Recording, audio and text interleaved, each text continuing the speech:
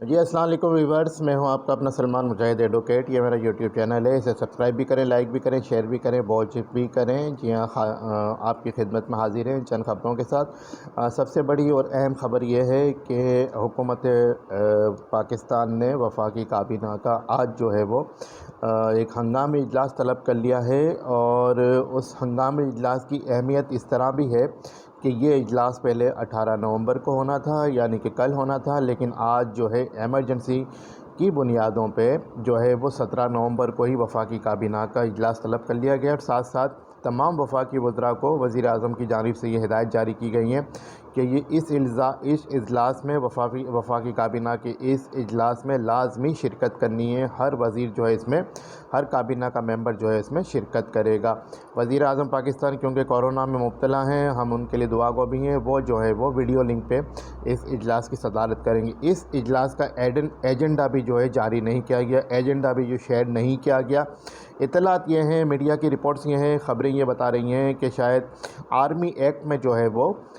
ترمیم کرنے جا رہی ہے حکومت وقت وفاقی کابینہ، اور اس کی منظوری لینے کے لیے وفاقی کابینہ کا انتہائی اہم ایمرجنسی غیر اعلانیہ اجلاس جو ہے وہ بلایا گیا ہے ایمرجنسی بنیادوں پہ، اور ساتھ ساتھ ترمیم یہ ہونے جا رہی ہے، جو ذرائع بتاتے ہیں کہ وزیر اعظم پاکستان کو جو ہے فوجی افسران کی تقرری اور فوجی افسران کی تعیناتی کا اختیار دیا جا رہا ہے۔ جی، یہ بتایا جا رہا ہے، ذرائع یہ بتاتے ہیں کوٹڈ اور انکوٹڈ کہ اس ترمیم کے ذریعے وزیر اعظم پاکستان کو فوجی افسران کی، اعلیٰ فوجی افسران کی تقرری اور فوجی افسران کی تعیناتی کا اختیار دیا جا رہا ہے، اور یہ بھی بتایا جا رہا ہے کہ کون سے فوجی افسر کی کتنی مدت کے لیے تعیناتی ہوگی، اور وزیر اعظم جب چاہیں گے اس فوجی افسر کو اعلیٰ فوجی قیادت کو بھی تبدیل کر سکیں گے۔ اس کے ساتھ ساتھ حکومت وقت نے جو ہے وہ 20 نومبر یعنی کہ 3 دن کے بعد جو ہے وہ پارلیمنٹ کا جوائنٹ سیشن بھی طلب کر لیا ہے، پارلیمنٹ کا مشترکہ اجلاس بھی بلا لیا ہے، یعنی کہ قومی اسمبلی اور سینٹ کا جو ہے وہ ایک مشترکہ اجلاس طلب کر لیا گیا ہے صدر پاکستان کی جانب سے۔ 20 نومبر کو اجلاس ہوگا۔ پارلیمنٹ کا جوائنٹ سیشن جو ہے وہ ایک روایت ہے، سال میں ایک دفعہ ہوتا ہے، لیکن جب ایمرجنسی بنیادوں پہ بلایا جاتا ہے کسی اہم معاملے پہ یا اہم ترمیم کے لیے یا اہم قانون سازی کے لیے یا اہم لیجسلیشن کے لیے بلایا جاتا ہے، اور کسی خاص ترمیم کو جو ہے منظور کرانے کے لیے پارلیمنٹ کا جوائنٹ سیشن بلایا جاتا ہے۔ ماضی میں ہم نے دیکھا کہ عمران خان صاحب کی حکومت میں جب اپوزیشن کسی ترمیم کی مخالفت کیا کرتی تھی یا کسی قانون سازی کی، جو پارلیمنٹ کا جوائنٹ سیشن بلا کے عمران خان صاحب نے کئی قوانین منظور کروا لیے تھے۔ اس کے ساتھ ساتھ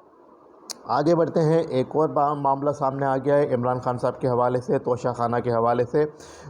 کہ عمران خان صاحب کو جو سعودی ولی عہد شہزادہ سلمان نے جو قیمتی گھڑی دی تھی، جس کا بڑا چرچا رہا ہے کہ عمران خان نے اس گھڑی کو بیچ دیا، اب اس گھڑی کا جو ہے وہ خریدار سامنے آ گیا ہے۔ جی ہاں، بالکل 2 دن سے یہ خبریں پاکستان کے نیشنل میڈیا میں، انٹرنیشنل میڈیا میں بریکنگ نیوز کے طور پہ چل رہی ہیں کہ وہ خریدار جو دبئی میں سیٹل ہے اور اس کا نام عمر فاروق ہے، اس نے جو ہے وہ شاہ خانزادہ کے شو میں آ کے اس بات کا اعتراف کیا ہے، وہ گھڑی بھی دکھائی ہے، انتہائی قیمتی گھڑی ہے، اس میں جو ہے خانہ کعبہ کا ماڈل کا نشان بھی بنا ہوا ہے، سائن بھی بنا ہوا ہے چھوٹا سا، اس میں ہیرے بھی بہت سارے جڑے ہوئے ہیں۔ اس کی مالیت اگر 2019 میں ڈالر کے حساب سے اگر اس کی مالیت دیکھی جائے، کیونکہ 2019 میں جو ڈالر کا ریٹ تھا وہ تقریباً 149 یا 150 روپے تھا، اس وقت اس کی مالیت پاکستانی روپیز میں 1 ارب 70 کروڑ روپے بنتی تھی، لیکن عمران خان صاحب نے جو ہے وہ یہ بتایا کہ انہوں نے 5.5 کروڑ کی گھڑی جو ہے وہ اسلام آباد میں ایک چھوٹی سی دکان کو بیچ دی، اور وہ اس نے ایک پرچی بنا کے دے دی جو ہاتھ سے لکھی ہوئی تھی۔ اب وہ دکاندار بھی جو ہے غائب، وہ دکان بیچ کے جا چکا ہے، یہ بھی حقیقت سامنے آ گئی ہے۔ اس گھڑی کو جو ہے وہ فرح گوگی، جو کہ فرنٹ وومن ہے عمران خان صاحب کی، اور بشرا بی بی کی، جن کے حوالے سے بڑی بڑی خبریں سامنے آئی ہیں کہ پنجاب کی وہ ڈی فیکٹو وزیر اعلیٰ تھی، انہوں نے جو ہے وہ دبئی میں جا کے اس فاروق صاحب سے جو ہے وہ ملاقات کی، اور انہوں نے جو ہے وہ ان سے $50 ملین مانگے تھے، $50 ملین مانگے، لیکن $20 ملین میں جو ہے یہ معاملہ سیٹل ہوا، اور تقریباً پاکستانی 28 کروڑ روپے میں جو ہے یہ گھڑی اور پین اور دیگر جو چیزیں تھیں وہ ان کو بیچ دیا گیا، اور حکومت پاکستان کے خزانے کو اربوں روپے کا جو ہے نقصان پہنچایا گیا، کیونکہ اگر 1 ارب 70 کروڑ میں سے 28 کروڑ روپے مائنس کرتے ہیں تو تقریباً جو ہے یہ 1 ارب 45 کروڑ یا 50 کروڑ تک معاملہ یا 40 کروڑ تک معاملہ جاتا ہے، لگ بھگ اسی یہیں تک کا ایوریج ہے۔ 1 ارب 42 کروڑ روپے کا نقصان پاکستان کے قومی خزانے کو ہوا، کیونکہ یہ تحفہ جو ہے پاکستان کے وزیر اعظم کو ملا تھا، عمران خان کی شخصیت کو نہیں ملا تھا، توشہ خانہ میں جمع ہونا تھا، اور جو بھی اس کے جو پرائز پہ ہونے تھے وہ رقم جو ہے وہ اگر اس کی فروخت کی جاتی پاکستانی حکومت کی طرف سے تو وہ جو ہے وہ پاکستانی خزانے میں جانا تھا۔ بہرحال یہ بات سامنے آ گئی، اور جب یہ معاملہ سامنے آیا تو جیو کے شو میں جناب جو ہے فاروق صاحب نے آ کے یہ بتایا کہ شہزاد اکبر صاحب نے انہیں یہ کال کی تھی،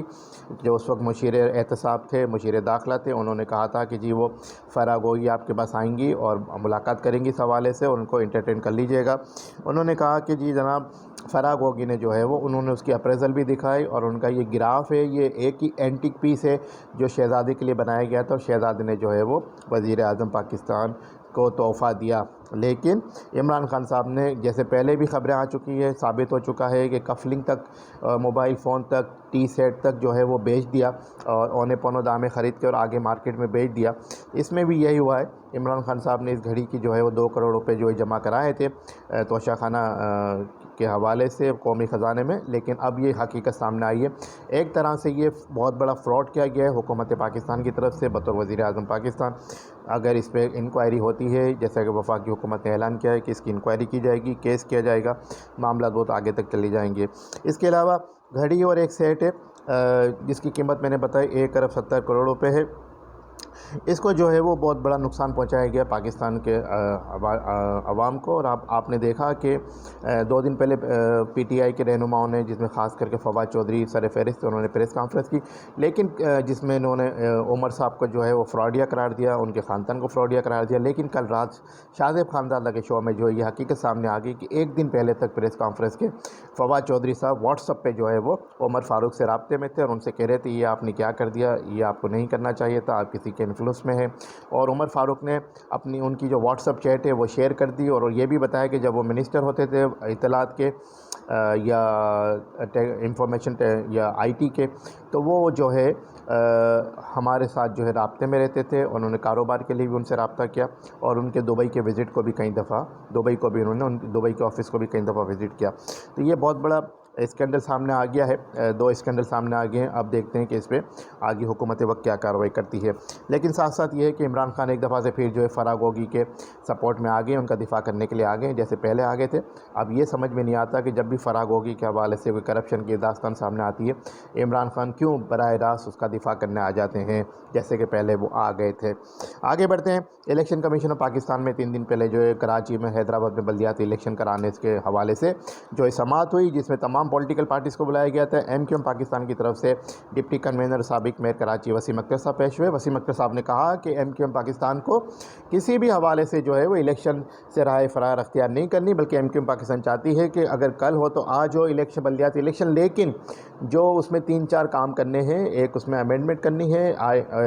جو ایم کیو ایم پاکستان نے سجیسٹ کی ہے آرٹیکل 140A کے تحت، جو سپریم کورٹ کا فیصلہ بھی آ گیا ہے، جو لوکل گورنمنٹ کو جو امپاورڈ کرنا ہے، جو ترامیم کرنی ہے، جو میئر کو، چیئرمینس کو آنے والے کو جو اختیارات دینے ہیں، مالی اختیارات ہو گئے، انتظامی اختیارات ہو گئے، ایڈمنسٹریٹو پاورز ہو گئے، وہ دینے، اس میں یہ ترامیم کرنی ہے، وہ کر لی جائے۔ ڈیلیمیٹیشن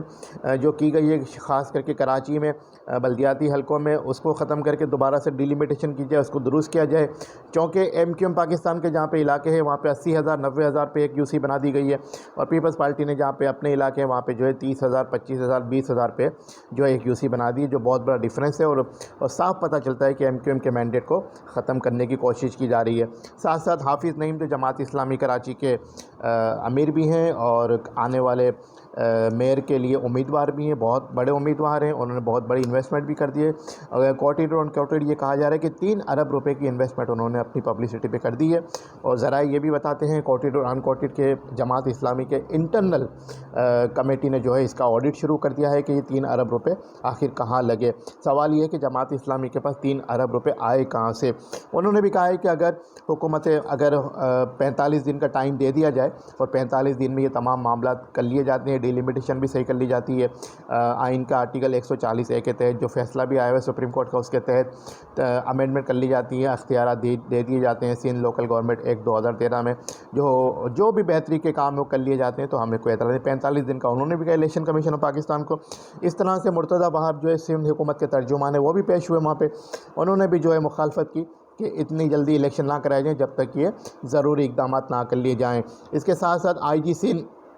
पुलिस गुलाम नबी मेमन भी पेश हुए। उन्होंने कहा जी हम अभी सिक्योरिटी के लिए फ़ोर्स प्रोवाइड नहीं कर सकते फौरी तौर पे, हमारी पुलिस जो है कहीं और मसरूफ़ है सैलाब के हवाले से या दीगर सिक्योरिटी के मामलों के हवाले से। इसी तरह से वफाकी वजारत दाखिला की जॉइंट सेक्रेटरी ने भी इनकार कर दिया कि हम पूरे पाकिस्तान से ना ही रेंजर्स, ना ही FC, ना ही किसी और सूबे से जो है वो फ़ोर्स प्रोवाइड कर सकते हैं। चीफ़ इलेक्शन कमिश्नर की रिमार्क्स भी सामने आए कि जी हमें फ़ोर्स प्रोवाइड नहीं की जा रही, हम तो इलेक्शन कराने को तैयार हैं, लेकिन विदाउट सिक्योरिटी इलेक्शन कैसे हो सकता है। इलेक्शन कमीशन ऑफ पाकिस्तान ने कल ये ऐलान किया है कि जो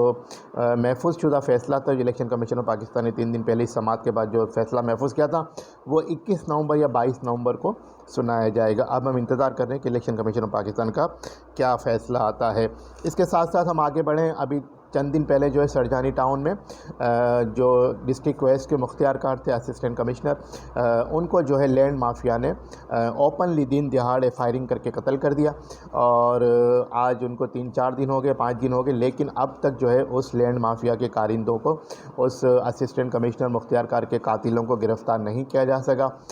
अगर कोई गिरफ़्तारी भी हुई है तो किसी ख़ास बंदे की नहीं हुई। बीच में एक लिस्ट निकली कि जनाब फ़लाँ लैंड माफिया के कारिंदों के ख़िलाफ़ जो है ऑपरेशन की तैयारी कर ली गई है। लेकिन सवाल यह होता है कि अगर आप सिर्फ़ और सिर्फ अगर कारिंदों को पकड़ेंगे,